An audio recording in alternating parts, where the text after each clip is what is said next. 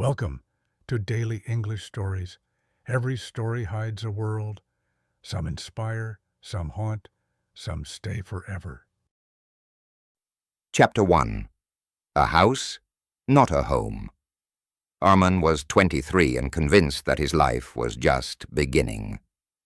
Every morning he rushed out of the apartment wearing a crisp shirt, headphones plugged in, and coffee in hand. His office was his world. His friends were his family, and his hobbies filled the little time left in his packed schedule. Home for him was nothing more than four walls where he slept at night. He rarely noticed the quiet hum of the ceiling fan in his room or the soft clinking of dishes from the kitchen. He didn't linger at the dining table. Meals were often eaten in haste or skipped entirely. His mother would wait with warm food, asking gently, "Arman, how is your day?" But he would shrug, mutter, "Busy," and head straight to his room. Evenings were for parties or late-night work calls. His father's questions about his health, his younger sister's excited chatter about her school achievements, all seemed ordinary, background noise in a life that felt far more important outside the house. Sometimes when his mother mentioned a family dinner or his father asked him to join them for tea, Arman would smile politely and say, "Next time, I promise," before disappearing out the door. The apartment itself was beautiful. Shiny tiles, neat curtains, photographs on the wall. But to Arman it was just a place, not a feeling. He never noticed how his mother carefully arranged fresh flowers near the window, or how his sister's laughter filled the living room when they watched old movies. Those moments, rich with love and warmth, slipped by unnoticed as he scrolled through his phone or typed away on his laptop. One Sunday morning, while he was heading out again, his mother tried once more. "Arman, it's been weeks since we all sat together. Just stay for breakfast today." He glanced at his watch. "Ma, I really can't. I've got plans." She gave a small nod, masking her disappointment with a smile. To him, family conversations felt slow, repetitive, talking about neighbors, distant relatives, or memories from years ago. He thought, what's the point? There was always something louder, brighter, and seemingly more urgent outside those walls. But late at night, when he returned exhausted and opened the door, he would sometimes see his father asleep on the sofa, waiting for him, or hear his mother quietly turning off the kitchen lights after preparing food he never ate. He noticed, but not enough to stop and think. He would sigh, drop his bag on the floor, and fall into bed, convinced that there would always be another day, another chance to sit with them. Arman didn't realize then that a house without shared moments slowly begins to feel empty, no matter how many people live inside. To him, those walls were just a roof over his head, not the heart that held his family together. And so, day after day, he rushed in and out of that place, unaware that he was walking past something priceless, something that couldn't be found in his office meetings, late-night hangouts, or endless scrolling feeds. He didn't yet understand that a home is not built by bricks and paint alone. It's built by love, by stories, by time spent with the people who care for you more than anyone else ever will. For now, though, Arman lived as if he had all the time in the world, not knowing that life had its own way of teaching what truly matters. Chapter 2. A wake-up call. It was a Thursday evening when Arman's phone buzzed during a late meeting. He glanced at the screen and saw a message from his younger sister, Sarah. "Bhai, आज dinner पे जरूर आना. मैंने खास तुम्हारे लिए बिरयानी बनाई है. He smiled faintly but shook his head. There was too much work. I'll go next time, he muttered to himself, slipping the phone back into his pocket. The night stretched on. The meeting ran late, and by the time he left the office, the streets were almost empty. When he reached home, the apartment was dark, except for a faint light from his parents' room. He opened the door quietly, expecting everyone to be asleep. But instead he heard muffled voices, his mother's soft tone and Sarah's worried replies. "Ma, kal se tabiyat kharab lag rahi hai," Sarah whispered. "It's nothing," his mother said, though her voice sounded weak. Arman froze near the doorway. He peered in and saw his mother lying back against the pillows, a hand pressed to her chest. Sarah was sitting close, dabbing her forehead with a cloth. For a moment, the world outside, deadlines, meetings, parties, faded away. All he could see was the pale face of the woman who had spent years quietly caring for him while he brushed past her every day. He stepped in, his voice trembling. "Ma, kya hua?" She gave a tired smile. "Bas thoda thak gayi hoon.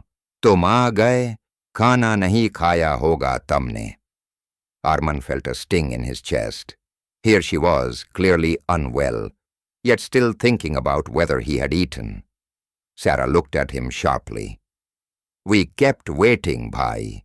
Ma was excited that you might actually sit with us tonight."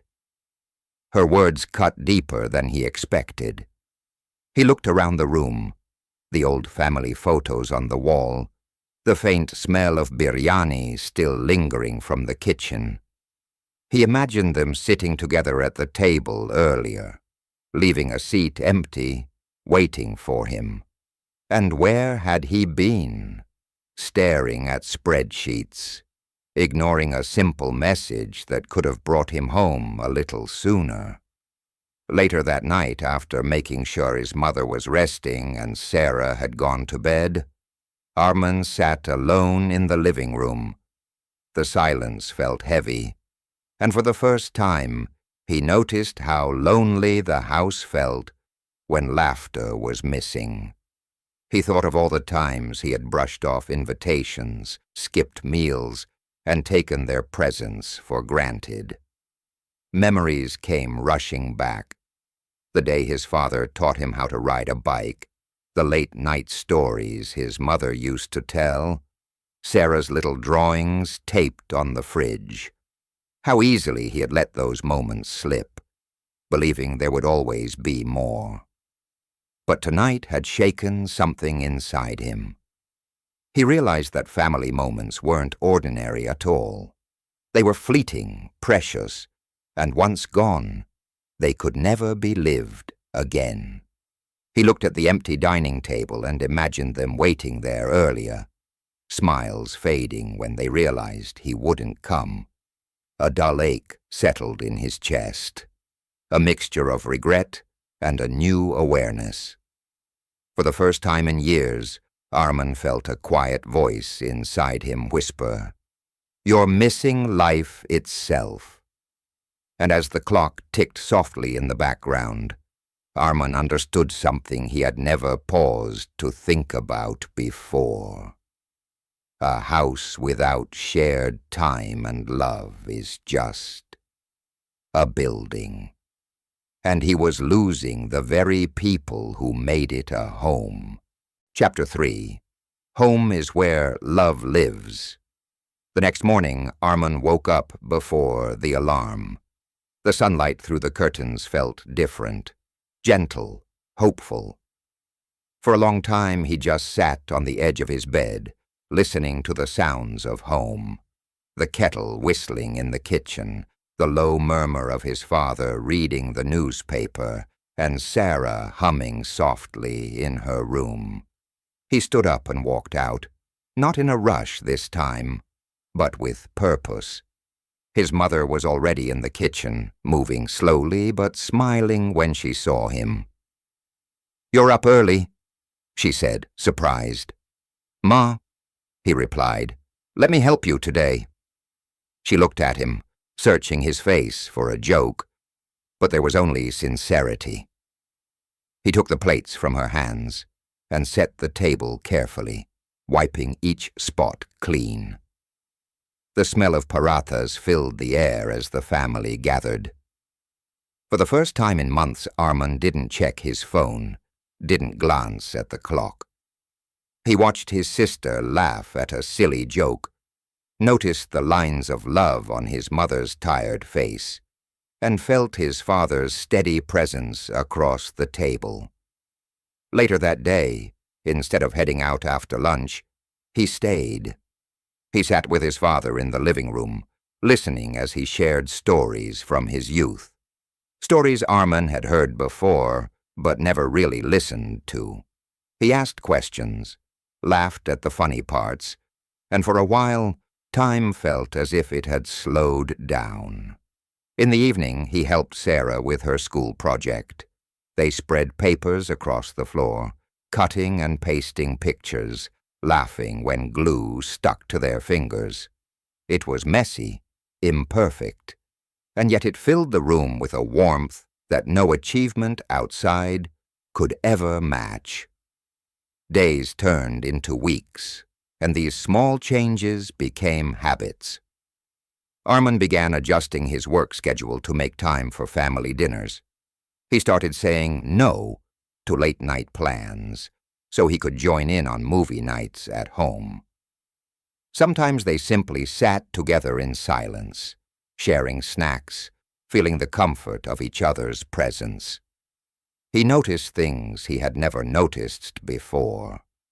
The way his mother hummed old songs while cooking, how his father's eyes softened when Sarah spoke, how laughter echoed differently when it came from people who loved you without conditions.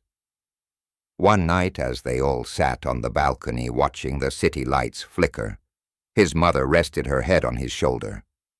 "It's good to see you here, Beta," she whispered. Arman smiled, his heart full in a way he couldn't explain. "It feels good to be here, Ma." In that quiet moment, he realized something profound. A house is just walls and a roof, but a home is built every day, with care, with shared meals, with laughter and even tears. It is built with people who stand by you when the world outside turns cold. Arman looked around at his family, his father leaning back in his chair, Sarah pointing out constellations in the night sky, his mother smiling softly, and he felt a peace he had been chasing in all the wrong places. This is what matters, he thought. This is what lasts. And as the night breeze carried the soft sounds of his family's laughter, Arman finally understood. Home is not a place you return to. It's the love you live in.